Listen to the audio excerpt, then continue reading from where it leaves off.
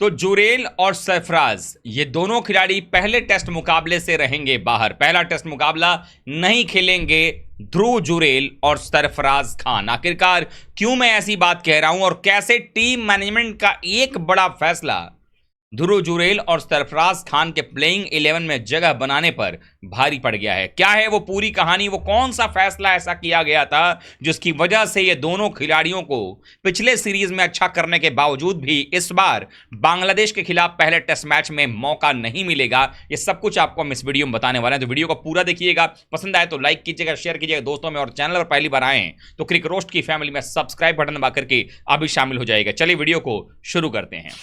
16 सदस्यीय टीम का जब ऐलान किया गया तो कुछ खिलाड़ी ऐसे थे जिनकी की टीम इंडिया के अंदर में वापसी हुई।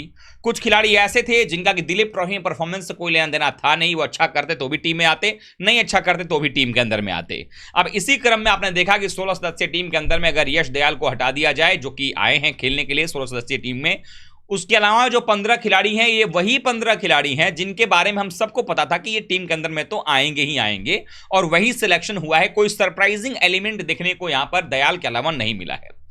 अब इसमें अगर आप देखेंगे तो पिछली सीरीज के अंदर में देवदत्त पड्डीकल धर्मशाला में खेले थे, अब वहां देवदत्त पड्डीकल की जगह पर ऋषभ पंत आ गए। केएल राहुल जो है वो टीम के अंदर में आ चुके हैं।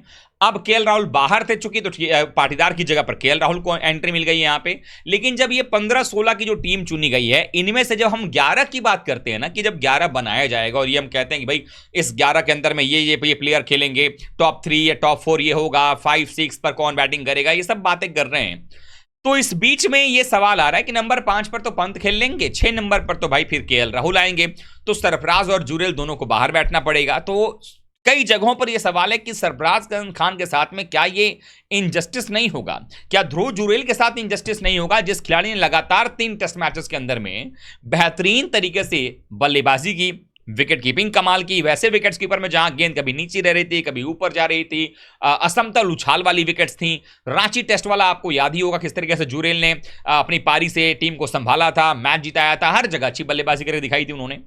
लेकिन जब आप बात करते हैं कि भाई ये टीम के अंदर में ऐसा क्या है, क्यों ऐसा कहा जा रहा है कि केएल राहुल आए हैं, ऋषभ पंत आए हैं तो ये टीम में खेलेंगे, ध्रुव जुरेल और सरफराज खान को फिर से अपनी बारी का इंतजार करना पड़ेगा। आपको मैं एक किस्सा याद दिलाता हूं, या किस्सा क्या है, आपको एक आंकड़ा देता हूं और आपको एक टेस्ट मैच का याद दिलाता हूं, और उसके बाद मैं उस कहानी पर आता हूं कि क्यों ऐसा नियम बना दिया गया मैनेजमेंट की तरफ से, जिसकी वजह से अब ये दोनों खिलाड़ियों को आराम करना पड़ेगा। अब इसको चेंज कोई कर सकता है तो वो गौतम गंभीर और रोहित शर्मा ही कर सकते हैं, वही कुछ बोल्ड फैसला ले सकते हैं। सबसे बड़ी बात याद कीजिएगा, एक समय था जब करुण नायर को टीम इंडिया में शामिल किया गया था अजिंक्य रहाणे को बाहर करने के, मतलब इंजर्ड थे अजिंक्य रहाणे तो उनकी जगह करुण नायर आए थे।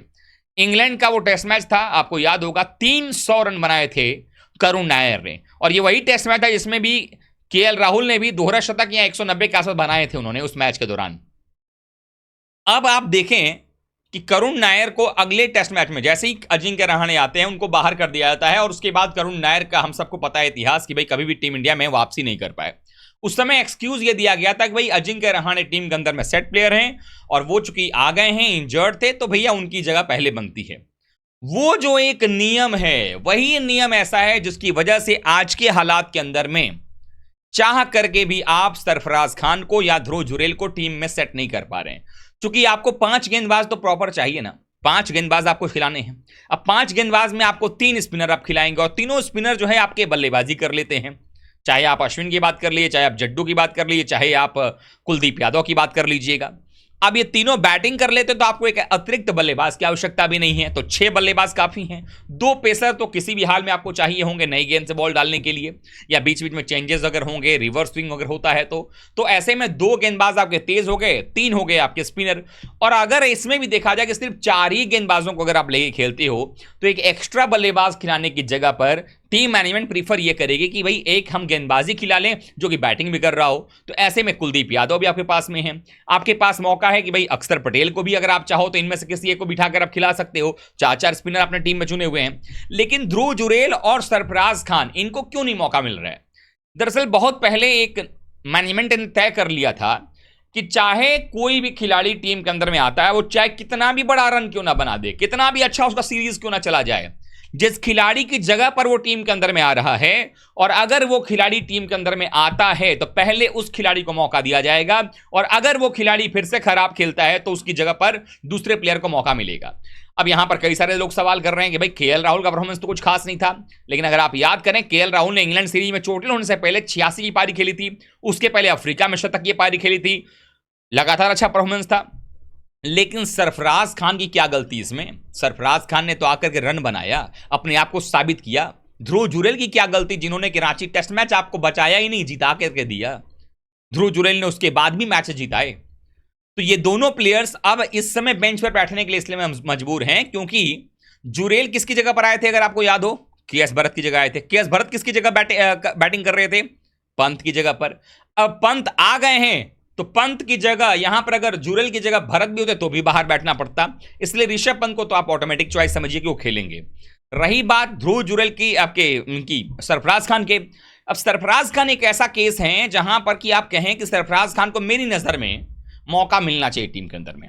मेरा मानना है कि सरफराज खान को मौका मिलना चाहिए, लेकिन टीम मैनेजमेंट का वो जो नियम का हवाला मैं दे रहा हूं, जिस नियम को लगाया गया है, उस नियम के तहत चूंकि केएल राहुल पहले थे इसलिए केएल राहुल पहले खेलेंगे नंबर 6 पर।